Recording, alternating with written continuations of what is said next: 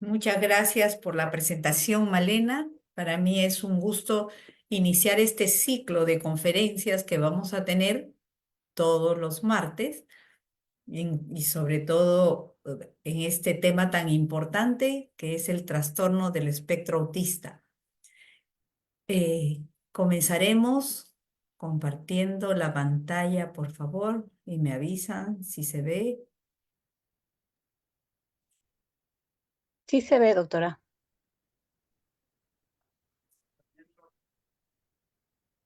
Bueno, el Instituto Médico de Lenguaje y Aprendizaje, nosotros ya tenemos 17 años en el medio y somos un instituto dedicado a los trastornos del neurodesarrollo. Por eso es que en esta fecha tan importante, en el mes azul, vamos a hablar sobre las novedades en el diagnóstico del trastorno del espectro autista. Miren ustedes, los criterios diagnósticos con respecto a esta neurodivergencia, neurodiversidad, ¿no? Es el déficit en la comunicación e interacción social.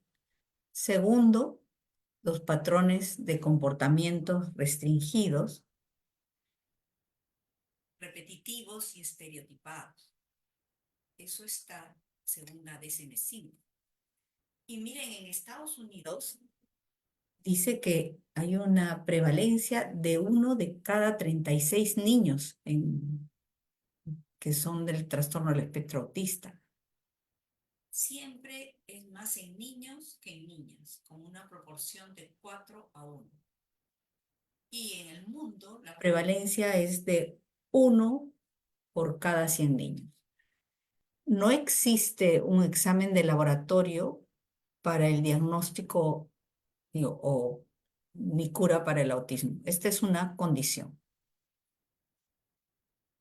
La etiología, que es la causa, no es una enfermedad, es un síndrome de disfunción neurológica que se manifiesta, como les digo, en el área de la conducta.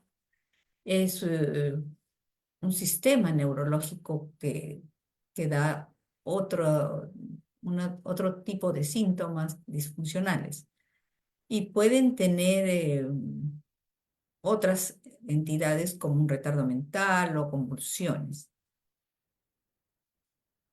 Miren, las posibles causas del trastorno del espectro autista tenemos, por ejemplo, en los trastornos genéticos, que son los autistas sindrómicos, tenemos síndrome de X frágil, fenilcetonuria, esclerosis tuberosa, neurofibromatosis, o las infecciones virales como la rubiola congénita, citomegalus, encefalitis, o los trastornos metabólicos. Pero hay factores de riesgo, ¿no? Para poder nosotros presentar niños con trastorno del espectro autista. Como les dije, el sexo. Los niños, bueno, todos los trastornos del neurodesarrollo son más frecuentes en los niños que en las niñas. Cuando también antecedentes familiares. Cuando un niño tiene un hermano con autismo, es posible que lo pueda tener algún grado también de trastorno del espectro autista, ¿no? Entonces, o si los padres o familiares a veces tienen algunas otras menos habilidades sociales o de comunicación. También hay un riesgo de presentar TEA cuando, ya les dije, tienen estos síndromes neurológicos, que X frágil, esclerosis tuberosa, el RET en las mujeres, y tiene más frecuencia de presentar epilepsia. Y también en los niños muy prematuros, antes de las 26 semanas de gestación. También se habla a veces de la edad de los padres, en los padres mayores, pero todavía eso está en investigación. Las causas genéticas, en esto sí tenemos más alcances, ¿no? He encontrado que si uno de los gemelos, si son gemelos idénticos y uno de los gemelos es autista, la probabilidad que el otro también esté dentro del espectro es un 60%. Y un 60 y más, si el espectro es más amplio, 92%. Entonces siempre va a haber alguna otra sintomatología. Y en los mellizos o hermanos que no son gemelos idénticos es de un 2 al 4% en el autismo clásico y del 10 al 20% en un espectro más amplio. Entonces, el trastorno del espectro autista, que estamos celebrando hoy día la concienciación como 2 de abril a nivel mundial, se define como la presencia de un desarrollo alterado que se manifiesta en los primeros años de vida, antes, de manera progresiva, antes de los 3 años, con un comportamiento diferente que afecta la interacción social, la comunicación y la presencia de actividades repetitivas y restrictivas. Como por ejemplo, algunas señales de advertencia son la comunicación e interacción con otras personas es muy pobre, tiene actividades repetitivas, estereotipadas.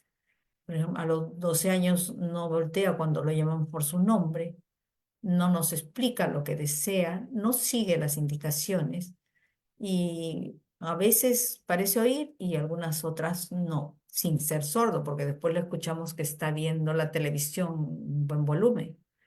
No nos dice adiós con la mano o de repente hablaba y deja de hacerlo también. Generalmente es al año y 8 meses. No sonríe cuando alguien le sonríe, hace poco contacto visual, prefiere jugar solo y toma las cosas solamente para él y está en su propio mundo.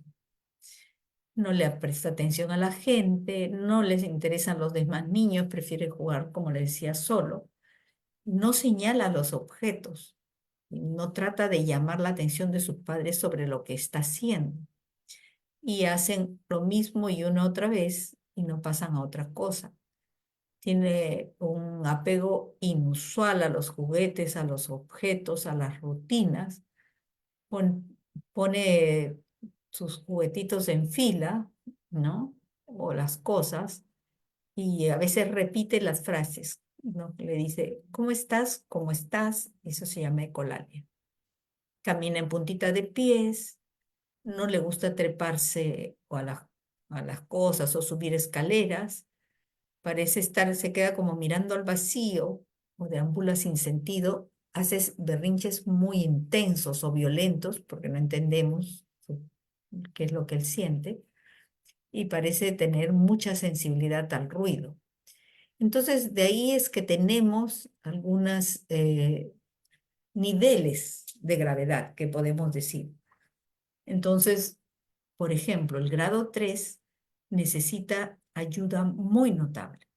Entonces, son niños o adultos que tienen una deficiencia grave en la comunicación social, verbal y no verbal. A veces no podemos entender qué es lo que desea y tienen una ansiedad muy intensa. Les es difícil cambiar a otro punto de acción. Y el grado 2 necesita ayuda notable. Una persona que puede decir de repente algunas frases sencillas, pero se limita a algunos intereses especiales, concretos, ¿no? Y tiene una ansiedad también cambiar para el foco de acción. Y el grado 1 necesita ayuda, pero es capaz ya de hablar, establece comunicación, pero generalmente también sus comportamientos son excéntricos, ¿no? Y tiene problemas de organización y eso es lo que dificulta su autonomía. También hablaremos del síndrome de Asperger, aunque realmente la DSM-5, que es el Manual Estadístico de Enfermedades Mentales, en el 2013, ya no lo consideran porque lo meten dentro del espectro. Tanto el autista de Kanner, que les dije que era ese autista que es dependiente completo, hasta, hasta los de alto funcionamiento, que es en un Asperger, ¿no? Entonces, ellos sí tienen una deficiencia en la parte de conducta extraverbal, porque en lo verbal hablan en un nivel muy alto, pero tienen la dificultad para expresar sus sentimientos o entender a las otras personas, como ponerse en los zapatos del otro, ¿no? Entonces, ellos sí no tienen un retraso cognitivo o de lenguaje, ¿no? Ellos tienen un nivel a veces un lenguaje muy elaborado.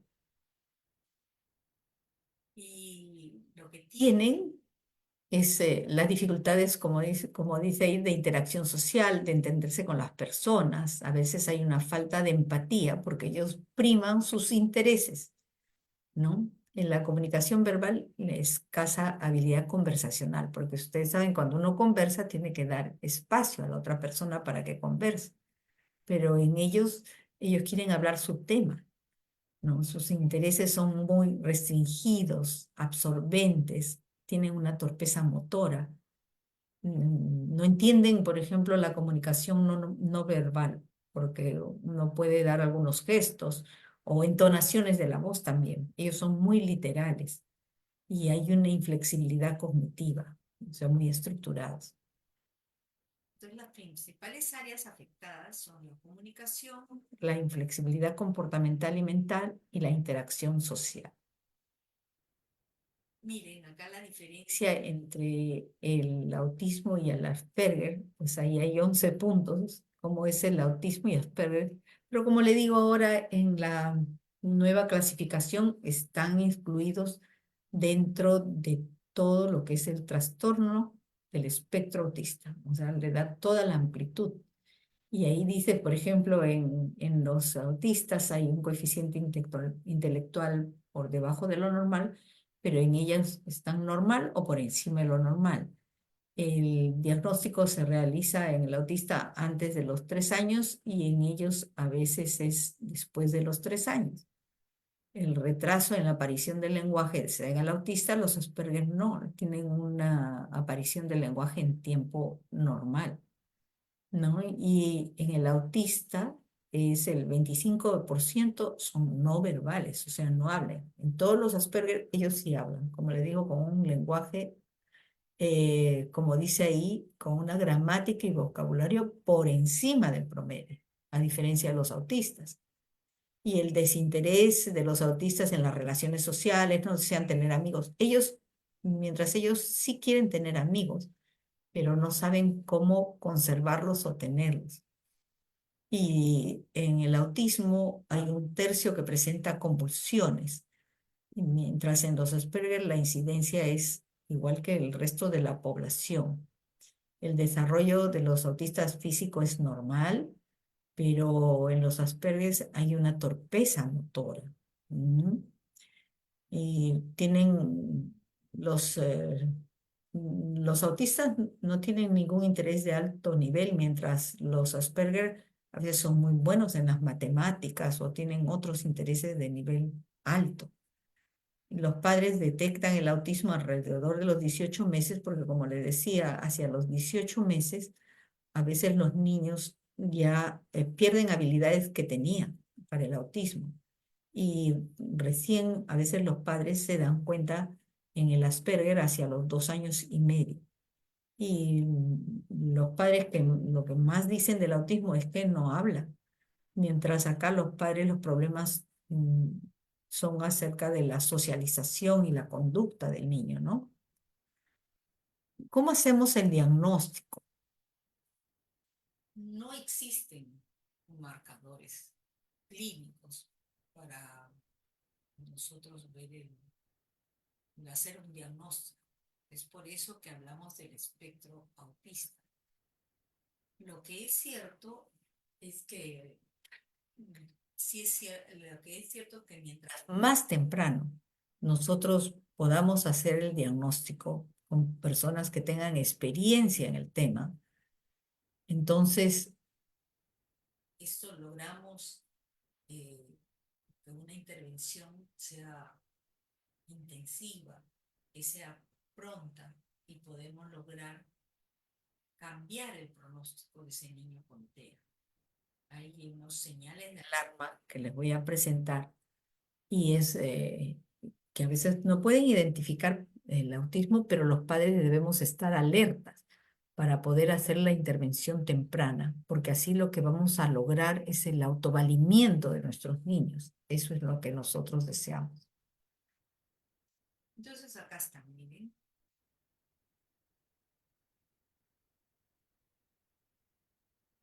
Si el niño no balbucea a los 12 meses, debemos estar alerta. Si hay una ausencia de comunicación verbal a los 12 meses, también. Ausencia de palabras sueltas a los 16 meses. Nosotros tenemos los hitos del desarrollo y un niño que al año y medio no tiene 10 palabras es una señal de alerta temprana. Ausencia de frases espontáneas de 2 palabras a los 24 meses. Pérdidas de habilidades lingüísticas a cualquier edad. Porque como les decía ayer, a veces ellos han empezado a los 6 meses a balbucear, a los 12 meses ya tienen palabras y eso a los 18 meses comienzan a perder esas habilidades. No responde al llamado por su nombre o deja de hacerlo. No mira a las personas cuando le hablan. No hace juegos de ficción, eso es muy importante, ¿no? Que no, ese niño no puede, tiene que ser muy concreto. No señala para mostrar a las personas sus objetos, no señala con el dedo para pedir cosas que desea, a veces jalan de la mano, pero no señala y no comparte con otro el interés por los juguetes, objetos o situaciones. La evaluación diagnóstica tiene que ser por un personal médico especializado, que tenga la experiencia para poder hacer el diagnóstico, porque el diagnóstico es clínico. Y, el profesional médico lo que va a hacer va a ver antecedentes familiares, los problemas perinatales, le tienen que hacer una observación, vamos a ver un juego, comunicación, habilidades sociales y ver los criterios de la DSM-4 o la DSM-5. También hay pruebas de ayuda diagnóstica porque es todo un equipo el que se trabaja. Por eso es que en esta serie de conferencias que vamos a tener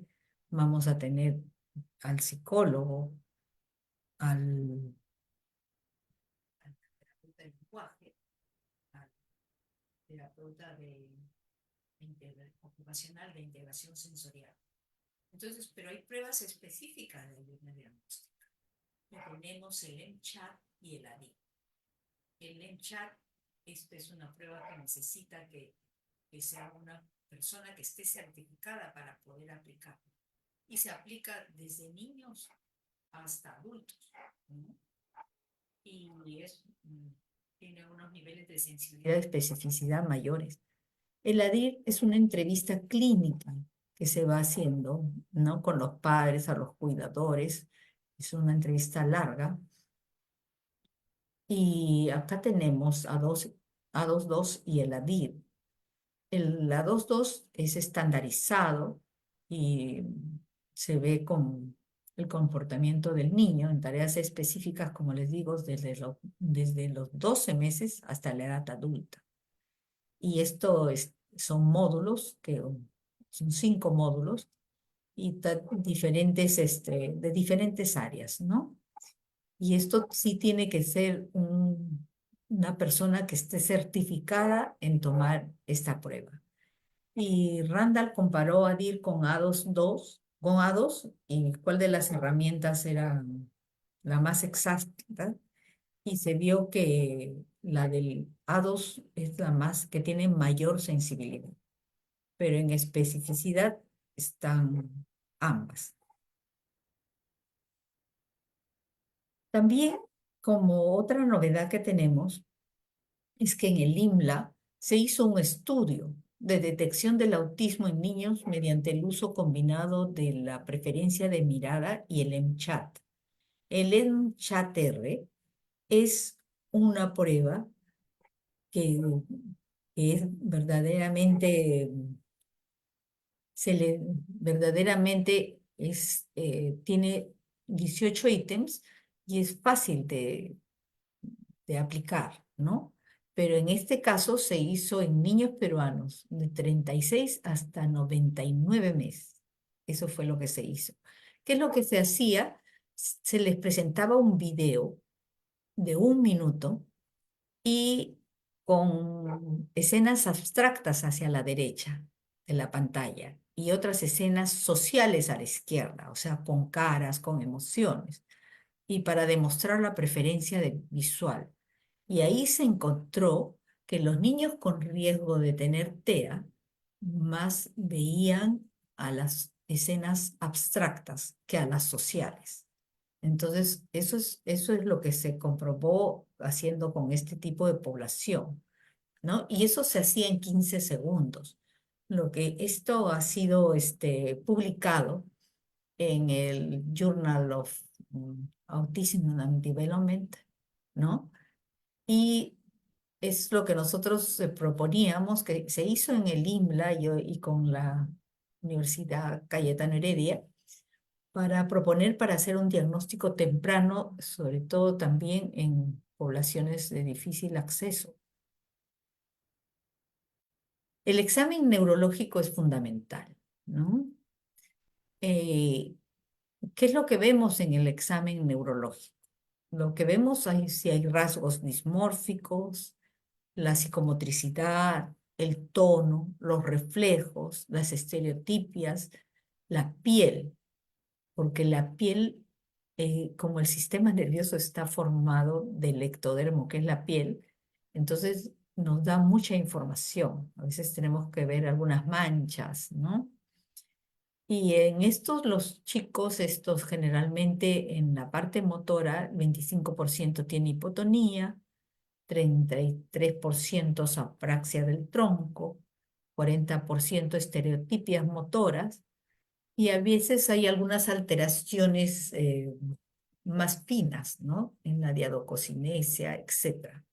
Y a ver, hay que descartar una patología asociada, psiquiátrica, ya que la comorbilidad es alta. En las pruebas complementarias, porque como les dije, esto es un equipo. Entonces tenemos la evaluación psicológica para poder ver cuáles son las capacidades de estos niños o adultos completa, cognitiva, adaptativa, emocional, conductual y familiar. O sea, una evaluación completa. La evaluación comunicativa, académica, o sea, del lenguaje, ¿no? Y además la funcional, la evaluación motriz, sensorial. Y si es necesario, se pide exámenes auxiliares, una tomografía, más que tomografía, una resonancia magnética nuclear, que específica, también tenemos estudios con esto. El cerebro de los autistas es más denso, por ejemplo, ¿no? Y si es necesario un electro o potenciales evocados auditivos, pero el diagnóstico es clínico. Hay trastornos comórbidos, o sea que hay algunas otras cosas también como el retraso mental, 75% de autistas, epilepsia, 1/3 de adolescentes autistas. Eso lo vimos en un estudio que se hizo en colaboración con el doctor Barragán de México. Problemas emocionales y conductuales, 1 de cada 2 autistas, esto es bastante. Encopresis, o sea que mancha, ¿no? Sutrusa, un patrón restrictivo de comidas, a veces ellos comen por colores o por textura, alteraciones del sueño, problemas de atención. Es más, se ha visto, y eso lo expuse en la Academia Iberoamericana de Neuropediatría en Paraguay, que pueden coexistir el TDAH con el autismo, con el trastorno del espectro autista.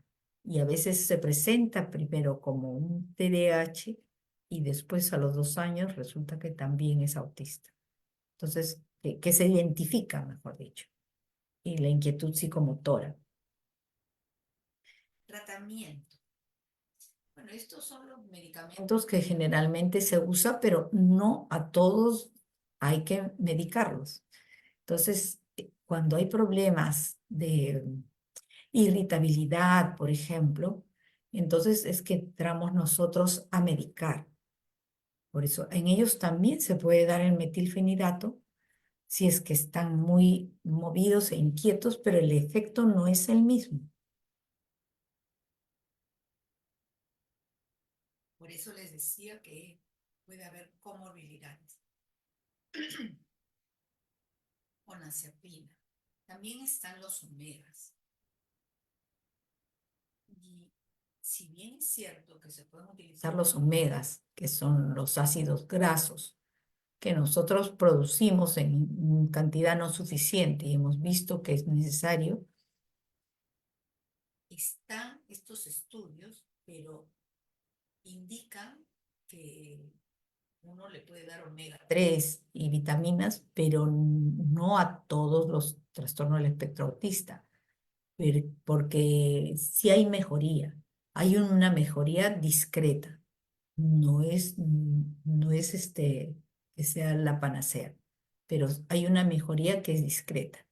Está también la vitamina B12 y se ha visto que está relacionada, todavía está en investigación, y la vitamina D, que se ha propuesto también como una terapia para la sintomatología del autismo, incluida la del habla. Hay otra del ácido araquidónico, que es un ácido graso poliinsaturado, que también dice el omega 6 que puede mejorar el habla en los niños. Todo esto están investigándose. Lo que también tenemos son los tratamientos psicoeducativos. Entonces, acá la intervención conductual. Esto sí tiene una base, la terapia de conducta, y son técnicas en teorías del aprendizaje y son como herramientas que sí se deben utilizar.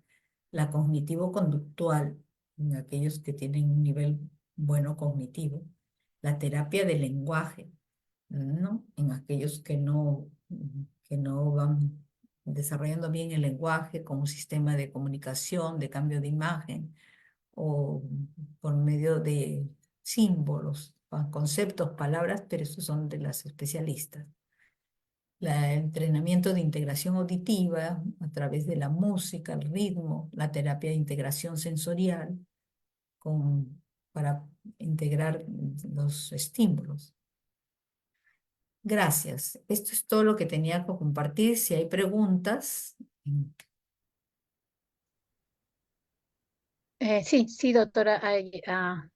En el transcurso de la semana nos había llegado algunas preguntas. Vamos a dar lectura a alguna de ellas. Por ejemplo, Julia López, que nos escribió a través de nuestra red, pregunta, ¿a qué edad se realiza el diagnóstico de autismo? Mi hijo tiene 1 año y medio. ¿Es posible a esa edad? Como les digo, hay signos de alerta. Un diagnóstico preciso está entre los 2 y 3 años. Lo que tenemos que ver nosotros antes de los 12 meses, porque antes de los 12 meses también uno puede tener esos signos, que el niño no sigue con la mirada, ¿no? Cuando uno lo carga, por ejemplo, no da más emoción, o el niño como que si no nos escuchara, y a pesar de que sí está escuchando, no responde a su nombre. Entonces, es más seguro entre los 2 y 3 años, pero lo ideal es hacer desde la etapa más temprana, porque si uno le hace las terapias de intervención en etapa muy temprana, tenemos que, vamos a modificar esta condición, para que él se pueda valer por sí mismo. Entonces, de ahí es la importancia de hacer el diagnóstico temprano. Si es que uno ve que el niño no está en un neurodesarrollo típico, es lo principal. Ok. Bueno, hay otra consulta de Nadia Jiménez. Ella dice, mi hijo había adquirido ya el habla a los 2 años y de pronto dejó de hablar. Me dicen que puede ser autismo. ¿Es posible esto? Como vimos en la diapositiva, que si los niños pierden el habla en cualquier etapa, nosotros debemos pensar en un trastorno al espectro autista, porque esto es una condición. Es tan Doctora, disculpe, ¿se puede sí. acercar a su micrófono? Se le escucha muy bajito. Ah, un momento, a ver, espérate, voy a poner al tope el micrófono. ¿Ahí mejor? Sí, mejor. Ya, me acerco mejor también. Entonces, lo que decía, en cualquier etapa del neurodesarrollo, si el niño pierde el habla, tenemos que pensar en autismo. Entonces, por eso es importante la intervención. Y acuérdense de los 1000 días, desde la gestación hasta los 2 años. Ahí hay una etapa del desarrollo, del neurodesarrollo que es fundamental. Entonces, mientras nosotros intervengamos con un diagnóstico temprano y por lo tanto un tratamiento adecuado, entonces vamos a lograr modificar ciertas condiciones. Ya sabemos que el autista es una condición de vida, o sea, él va a tener esas características durante toda su vida, pero nosotros podemos hacer que él pueda autovalerse por sí mismo y entonces lograr una mejor capacidad para este niño. Elena López, ella dice que es psicóloga y le gustaría que hiciera un comentario. En los últimos años se ha incrementado los casos de autismo. ¿Existe alguna explicación al respecto? Realmente, como una explicación, sobre todo en la etapa de la pandemia, parece, no se sabe por qué, porque ya les presenté cómo en Estados Unidos hay mucho más alto el diagnóstico, ¿no? En nuestros países a veces todavía no. Pero lo que pasa es que piensan, o se sabe diagnosticar ahora y se hace más temprano, o sea, tenemos más especialistas que sepan hacer el diagnóstico y que lo identifiquen, porque realmente antes nosotros solamente veíamos los autistas de tipo Kanner, o sea, aquellos que estaban muy aislados y con unas deficiencias severas, mientras ahora identificamos otros tipos de autistas que a veces son de alto funcionamiento y vemos que están dentro del trastorno. Ese es, eso es lo que se piensa que ahora uno puede diagnosticar más porque tiene más conocimiento, pero también se piensa que de repente hay más autistas y, por ejemplo, cuando se hizo el Congreso de Neurología en Dubái, se pensaba que tenían que ver también los plásticos, los parabenos. Entonces, realmente que la etiología a ciencia cierta no se sabe, pero recuerden la parte genética. En la parte genética, si sabemos que si son gemelos idénticos hay un 60% de probabilidades de tener autismo. Y después decían con estos padres, que a veces estos padres tienen habilidades sociales restringidas o alguna, y había más probabilidad, ¿no? Entonces están estas cargas genéticas que podría ser, pero que se sepa cuál es la etiología exacta y si hay más autismo en el mundo. 1 de cada 100 es la prevalencia a nivel mundial. Ok, doctora. Acá hay una pregunta, dice de Ana Córdoba. Ella nos dice, ¿hasta los cuántos años deben seguir con las terapias? Depende de cada caso, porque, por ejemplo, no vamos a tenerlo en adultos en terapia de lenguaje, ¿no? Entonces ahí de repente ya es otro, dependiendo también qué nivel de TEA tenga, ¿no? Si es nivel 1, 2, 3, depende.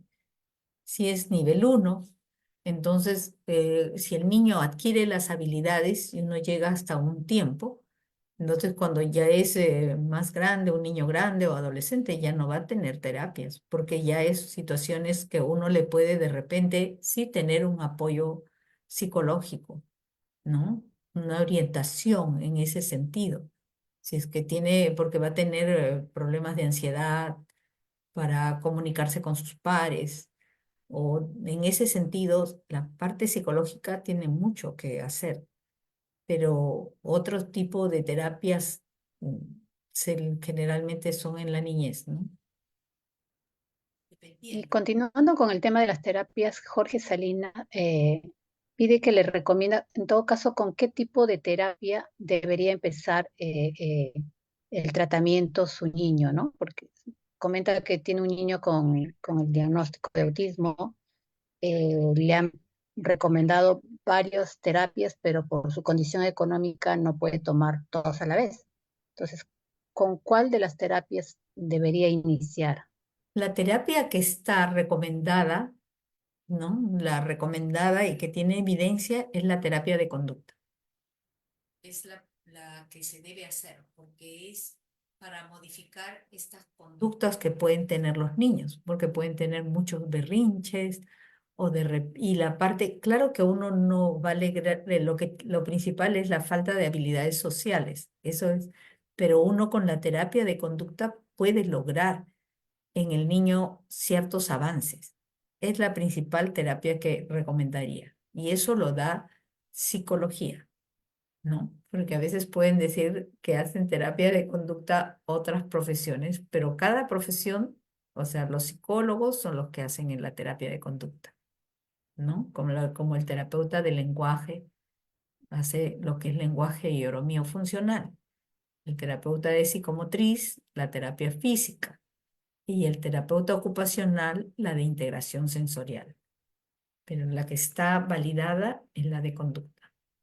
Y la parte médica, nosotros entramos a dar tratamiento medicamentoso cuando tenemos una comorbilidad, por ejemplo, de irritabilidad o demasiada ansiedad.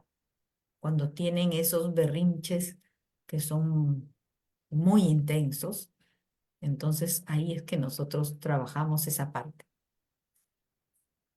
Ok, doctora. Roxana Morales, bueno, ella hace un comentario acá, le dice gracias a la doctora Velarde y a su equipo en INLA. Mi hijo ahora está en la universidad y fue diagnosticado con TEA a los 5 años. Y fue un largo camino, pero logró su objetivo. Muy, pero muy agradecida. Bueno, un comentario que le envía a Roxana. No, muchas Eh, gracias a la señora Roxana. Sí, porque, y por ese logro, pero ese logro, déjame comentar, Malena, no, sí, ese doctora. logro que ha logrado Roxana con su hijo, y así hay otras personas también, es por el compromiso de la familia. Porque si no tendríamos el compromiso de la familia en sí, por más que uno le indique que hay que hacer y no lo hacen, el niño no va a lograr ese autovalimiento. Por eso le digo, los chicos ahora son universitarios. Ellos, dependiendo del nivel, se casan, tienen hijos y todo lo demás. Pero para lograr esa independencia y que sean entendidos y comprendidos, la base es la familia. Los papás, los hermanos y todos comprometidos por ese niño.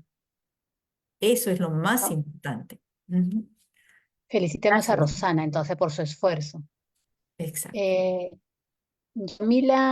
Yomita Galvez pregunta, ¿qué vitaminas o suplementos se le puede dar a nuestros niños con TEA para mejorar la atención, concentración y y bueno, evitar la hiperactividad, ¿no? Como les decía, esto tiene que ser visto por el médico. El médico es el que va a decidir si le puede o no dar, por ejemplo, en el trastorno por hiperactividad con déficit de atención. Nosotros utilizamos unos medicamentos estimulantes, pero esto tiene que ser dado por el médico. Y en el trastorno del espectro autista se puede dar, pero el efecto no es el mismo. Por eso es que tenemos que decidir, el médico tiene que decidir si usa o no la medicación. ¿Mm? Ok. Lucila Barrientos pregunta, buenas noches, doctora. He ido por 2 años al neuropediatra y me dijo que neurológicamente no tiene nada mi niño. Me derivó al psiquiatra. El psiquiatra me dijo Asperger. El psicólogo dice que no, que es conductual. ¿Qué puedo hacer? Mi niño ya tiene 8 años. El año pasado me dieron el diagnóstico. Sí, por eso le decía la importancia que tiene de verse con personas que tengan experiencia, porque el diagnóstico es clínico. Pero también tenemos esas pruebas de ayuda que están como el A22, el EMCHAT, el ADIR. El A22 nos sirve porque nos podemos ver desde niño hasta adulto.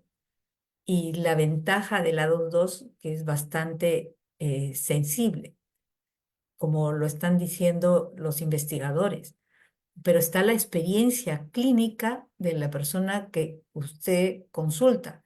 Tiene que ser alguien que se dedique a estos trastornos del neurodesarrollo. Y eso es lo que nosotros tenemos acá en el IMLA. Nos dedicamos a los trastornos del neurodesarrollo. Aquí hay otra consulta de Susana. Ella dice, mi hijo tiene 15 años. ¿Cuál terapia es recomendada ya que para su edad ya pasó por muchas terapias de niño? Sí, dependiendo cuál sea su condición ahora, porque de repente necesita consejería psicológica, ¿no? Una orientación, un apoyo en ese sentido para elevar autoestima. Depende de cada caso. Entonces, para poder decirle qué es lo que requiere o tiene algún trastorno del aprendizaje, dependiendo. Como le digo, no todo, no es una uniformidad, pero si uno va a empezar a hacer terapia si es niño pequeño, generalmente es con la de conducta. Ujú. Ana Córdoba indica, ¿cada qué tiempo debe ser evaluado un niño para ver sus niveles de avance?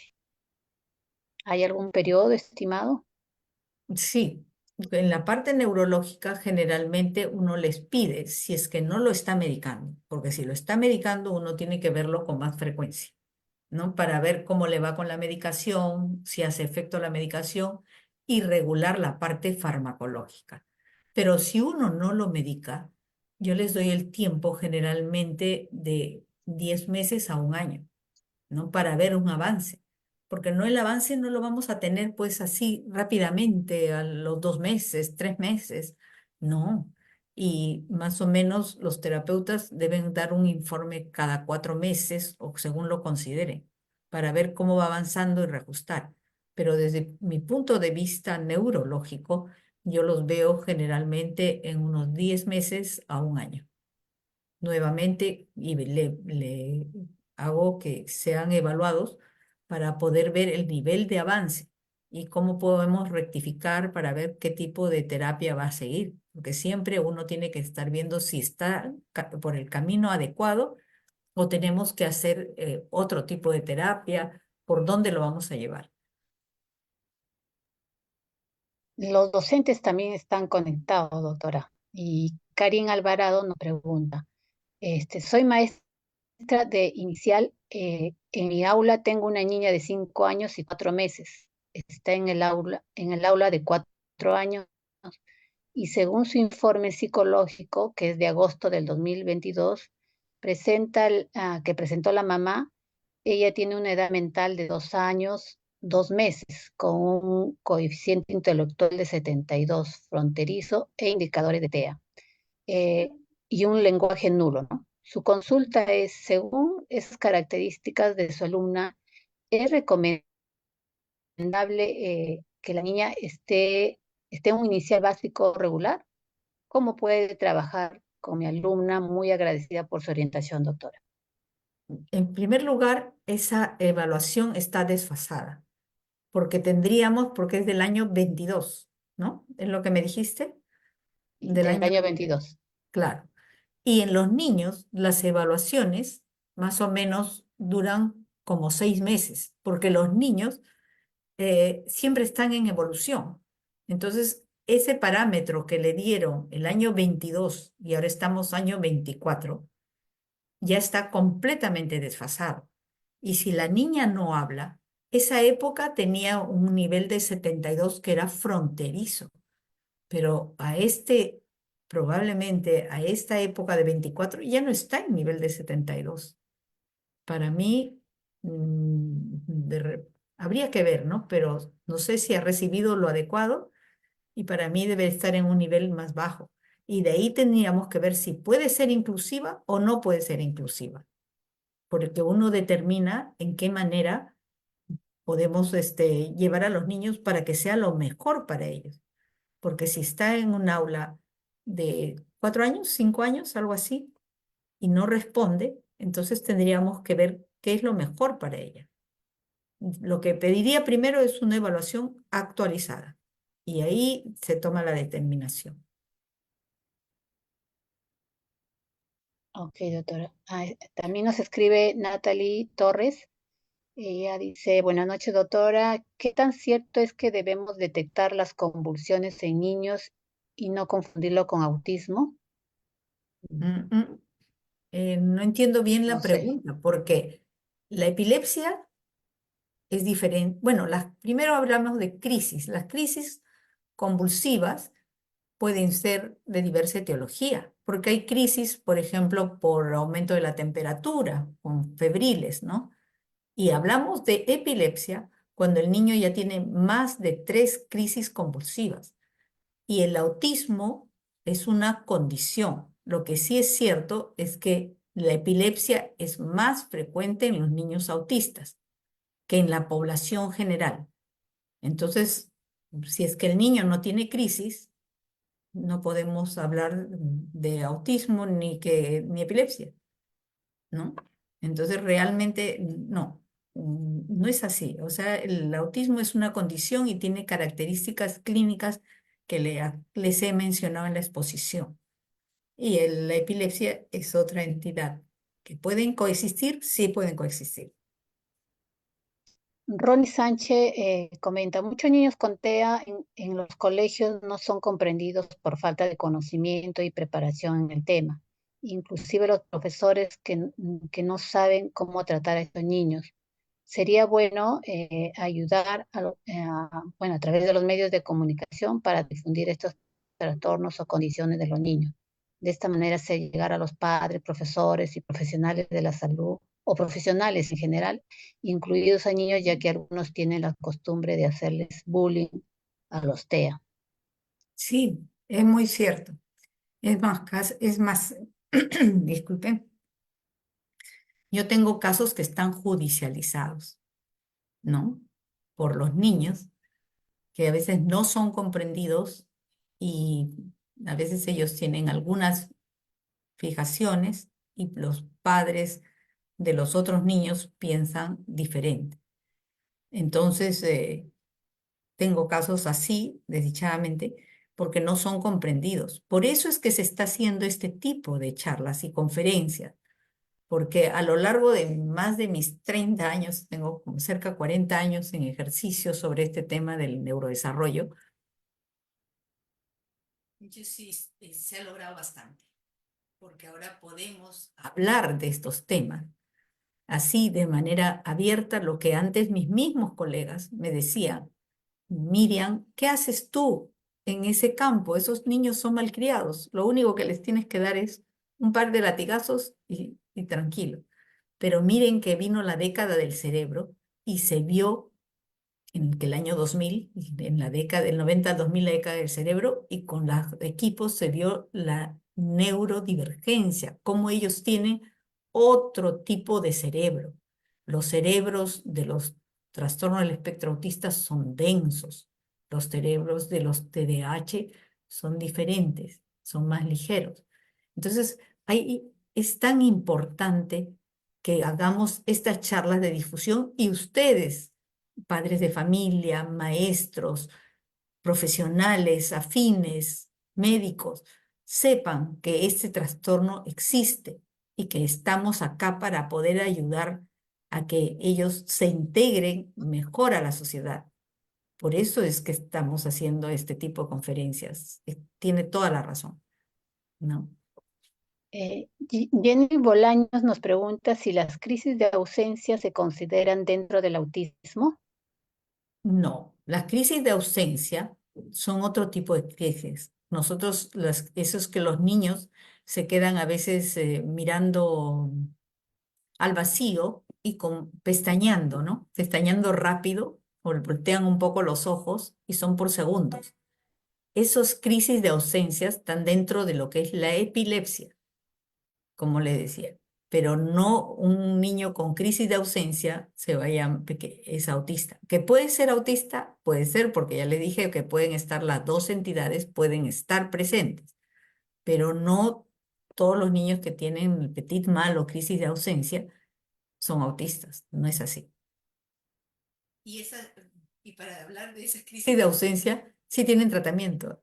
Uno los trata con un anticonvulsivante específico y generalmente desaparece, porque esas crisis de ausencia van a hacer que nuestros niños que tienen ese tipo de crisis, ellos tengan problemas de aprendizaje, porque como se quedan fuera del momento unos segundos, entonces si son varias crisis al día, no van a poder aprender porque se quedan con pequeños vacíos. ¿Mm? Entonces, por eso es importante tratarlos. Ok, doctora. Aunque ya respondió sobre esto, bueno, Indira nos pregunta, ¿en qué situaciones un niño con autismo es medicado? A ver si le podemos responder a Indira Sí, sí, en su es pregunta. importante. Me parece que es importante que hagamos, recalquemos. ¿Cuándo es medicado el niño con autismo? Es medicado cuando tiene esos berrinches muy fuertes, ¿no? Un berrinches y a veces ellos hasta se pueden autoagredir o muerden o se hacen llagas. Entonces, cuando hay unos berrinches o tienen otras, otras fijaciones, ¿no? Entonces también nosotros tenemos que entrar con ellos, sobre todo cuando son la irritabilidad o si no paran de moverse, dependiendo de cada caso, pero se medican en ese sentido, ¿no? Sobre todo para frenar la irritabilidad, la ansiedad de los niños. Ok, doctora. Están llegando muchas preguntas, pero bueno, vamos a hacer esta última pregunta con el compromiso, doctora, tal vez de ir respondiendo a través del chat en los días siguientes. Mm. Eh, Dice Juan, ¿cuál es la importancia de la intervención temprana para los casos de autismo? Es súper importante. Como le decía, si nosotros hacemos el diagnóstico de manera temprana, vamos a darle las pautas para intervenir de manera temprana con las terapias. Entonces, y lograr una mejor calidad de vida para ellos. Es más, tenemos niños que han venido a los 2 añitos, se les ha hecho el diagnóstico y luego a los 5 años ya el niño se ve diferente, ¿no? Como que tenemos otro tipo de conducta, mucho más asequible, tiene amiguitos, logra más perspectivas de un buen desarrollo, ¿no? Porque si no los dejamos de lado, ¿qué vamos a hacer? Que ellos se queden en su mundo, porque para ellos es más cómodo estar jugando de manera aislada, quedarse en su mundo, pero no va a avanzar. O quedarse, por ejemplo, investigando del espacio. Entonces, sabe todo del espacio, pero no, en la vida no todo vamos a saber de planetas, ¿no? ¿Qué tal planeta? Tantos, a tantos kilómetros, no sé qué. Y te dicen muchísimas cosas porque son una esponjita y saben cantidades de datos. Pero eso no es funcional. Le servirá en determinado momento, pero él tiene que aprender más. Y eso es lo que tenemos que lograr para que se integre a la sociedad, ¿no? Bueno, Ok, doctora, gracias, gracias por las respuestas. Sí, han llegado muchas más preguntas, pero como le decía, en el transcurso de la semana iremos respondiendo a través de usted para que sí, también igualmente tengan la respuesta. sí, Bueno, sí, con su... Sí, sí, doctora, le escuchamos. no, solamente quería despedirme, agradecer a ustedes, ¿no? Al Instituto Médico de Lenguaje y Aprendizaje porque nosotros estamos dedicados al neurodesarrollo y necesitamos difundir, como ya nos dijeron, todo este tipo de trastornos, porque mientras logramos intervenir más temprano y que la familia y el colegio se comprometa con nosotros, entonces vamos a lograr lo mejor para nuestros niños. Ahí tenemos un potencial de desarrollo grande. Muchas gracias. Ok, doctora, gracias. Bueno, antes de despedirnos, invitamos a quienes están conectados para el próximo martes, 9 de abril, a volverse a conectar con nosotros, ya que ese día estaremos con otra charla, esta vez con el tema estimulación del lenguaje en el autismo, que estará a cargo de la licenciada Carmen Pizarro. Eso sería todo por hoy. Buenas noches y gracias por acompañarnos.